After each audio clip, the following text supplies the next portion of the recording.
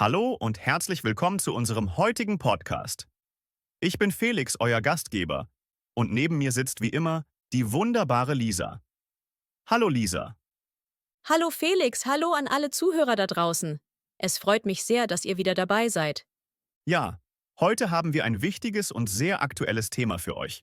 Wir sprechen über Angstbewältigung in einer schnelllebigen Welt. Klingt doch spannend, oder? Absolut. In unserer modernen Zeit gibt es so viele Herausforderungen, die Ängste auslösen können.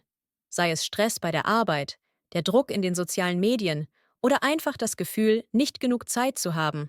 Aber keine Sorge, wir werden heute darüber sprechen, wie man damit besser umgehen kann. Ganz genau. Ich glaube, jeder kennt das Gefühl, dass einem manchmal alles zu viel wird. Man hat das Gefühl, die Welt dreht sich immer schneller und man selbst kommt kaum hinterher. Aber Lisa, hast du vielleicht ein paar Tipps für uns, wie man mit diesen Ängsten besser umgehen kann? Na klar, Felix. Der erste Tipp, den ich geben möchte, ist, sich bewusst zu machen, was genau die Angst auslöst. Oft ist es so, dass wir nur ein vages Gefühl von Angst haben, ohne zu wissen, woher es genau kommt. Hier hilft es, die Auslöser zu identifizieren. Das heißt, man sollte sich fragen, was genau macht mir Angst? Ist es der Job, die Zukunft oder vielleicht eine bestimmte Situation? Ah, also du meinst, dass man der Angst einen Namen geben sollte? Das macht Sinn. Wenn man weiß, was einen genau belastet, ist es einfacher, etwas dagegen zu tun. Ein bisschen wie bei einem Puzzle. Man muss erst die Teile sortieren, bevor man das große Bild zusammensetzen kann. Genau, Felix. Wenn man versteht, was hinter der Angst steckt, verliert sie oft schon etwas von ihrer Macht. Ein weiterer wichtiger Punkt ist das Thema Atemtechniken. Es klingt vielleicht banal, aber bewusstes Atmen kann unglaublich beruhigend wirken. Wenn man gestresst ist oder Angst hat, atmet man oft ganz flach. Tiefes, langsames Ein- und Ausatmen hilft dabei, den Körper und den Geist zu beruhigen. Das ist spannend. Man hört ja oft, dass Atmen hilft, aber warum eigentlich? Kannst du das ein bisschen genauer erklären? Klar, gerne. Wenn wir tief und langsam atmen, wird das parasympathische Nervensystem aktiviert. Das ist der Teil unseres Nervensystems, der für Entspannung sorgt. Das heißt, unser Herzschlag wird langsamer, der Blutdruck sinkt und wir fühlen uns ruhiger. Parasympathisches Nervensystem klingt vielleicht kompliziert, aber es ist im Grunde der Teil, der unserem Körper sagt, alles ist gut, du kannst dich entspannen. Ah, verstehe.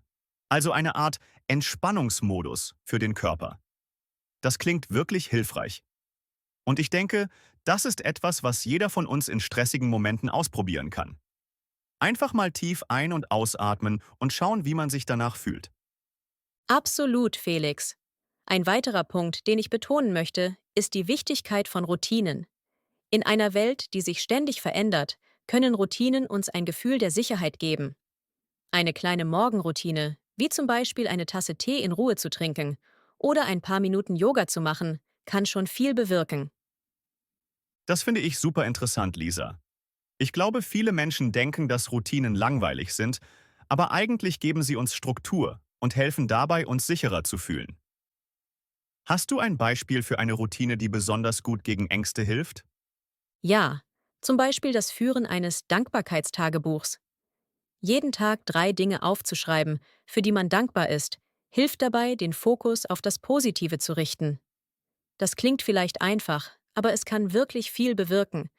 Wenn man seine Aufmerksamkeit bewusst auf die guten Dinge im Leben lenkt, reduziert das automatisch Ängste und Stress.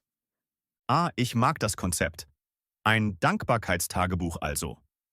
Das ist eine tolle Idee, um sich selbst daran zu erinnern, dass nicht alles schlecht ist, auch wenn es sich manchmal so anfühlt.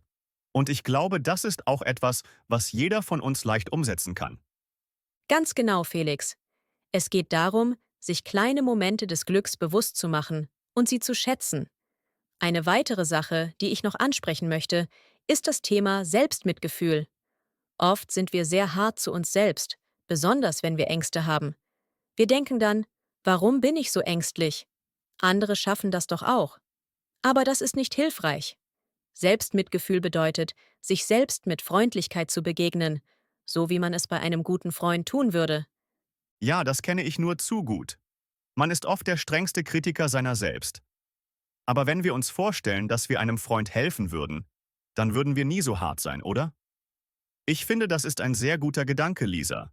Sich selbst mit Freundlichkeit begegnen und sagen, hey, es ist okay, Ängste zu haben. Genau, Felix. Und es hilft, sich immer wieder bewusst zu machen, dass Ängste normal sind. Jeder Mensch hat Ängste, besonders in dieser schnelllebigen Welt. Wichtig ist, wie wir damit umgehen. Ein letzter Tipp, den ich noch geben möchte, ist, sich immer wieder Pausen zu gönnen. Oft sind wir so im Alltag gefangen, dass wir vergessen, auch mal zur Ruhe zu kommen. Absolut, Lisa.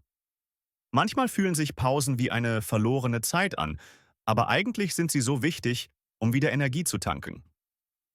Ich habe mal gelesen, dass Pausen sogar die Produktivität steigern können. Stimmt das? Ja, das stimmt. Pausen helfen uns, wieder klarer zu denken und neue Ideen zu entwickeln. Unser Gehirn braucht Zeit, um Informationen zu verarbeiten. Wenn wir immer nur weitermachen, ohne Pausen, dann fühlen wir uns irgendwann erschöpft und können nicht mehr kreativ oder effektiv arbeiten. Das klingt so einleuchtend, Lisa. Also, liebe Zuhörer, wir fassen nochmal zusammen.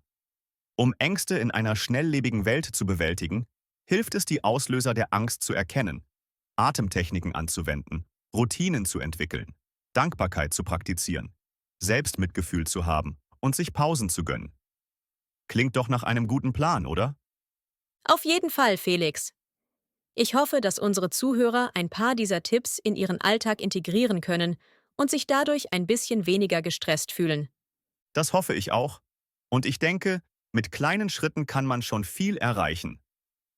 Jetzt aber eine spannende Ankündigung für das nächste Mal.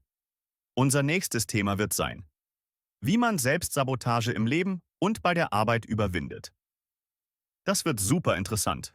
Und zusätzlich könnt ihr dabei viele neue Vokabeln lernen und euer Deutsch weiter verbessern. Oh ja, ich freue mich schon darauf. Selbstsabotage ist ein Thema, das viele betrifft, und wir werden gemeinsam darüber sprechen, wie man diese Gewohnheiten erkennen und ändern kann. Also, bleibt dran und verpasst nicht die nächste Folge. Bis dahin, passt gut auf euch auf und denkt daran. Kleine Schritte führen zu großen Veränderungen. Tschüss und bis bald. Tschüss zusammen, bis nächstes Mal.